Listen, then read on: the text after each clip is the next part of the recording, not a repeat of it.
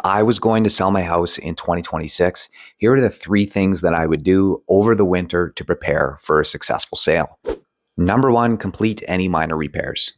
If you're like me and you like doing home renovation projects, your house might be at like 98%. And 98% is plenty good enough to live in, but it's not quite 100%. The winter is a great time to complete any of those minor repairs that you may have missed because you moved into the property. For example, things like completing baseboard trim or repainting a room or installing a light fixture or recaulking the shower.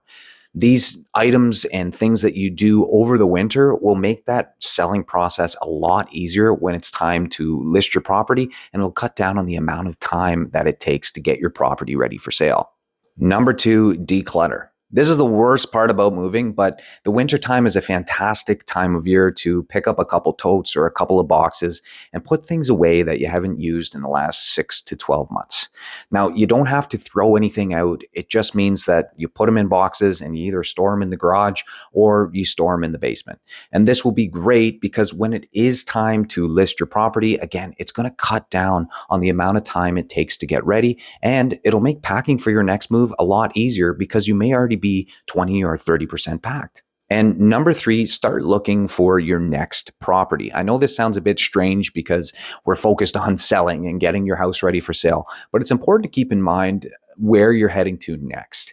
It's a good idea to research that market, see what properties are getting listed for and what they're selling for so that you can have a competitive advantage when it is time for you to offer on that property. You'll know what the market value of that property is or what property sold for in that area so you can be competitive with your offer. One thing I do want to mention that's specific to my market is sale of buyer property conditions. This is very common right now, and I believe it'll be common throughout 2026. This is when your purchase is conditional on you selling your house. A fantastic condition if you are thinking about moving in 2026. It's important to include that in your offer if your house isn't listed or if it hasn't sold yet. Well, that's all for me. I hope you liked that video. I know it was a bit more of general information rather than specific information on your situation. If you would like specific information on your situation and how to proceed to get your property ready for sale in the spring or fall of 2026, you can click the first link in that description to book a call with me. I'd love to chat with you about your situation and how to get your property ready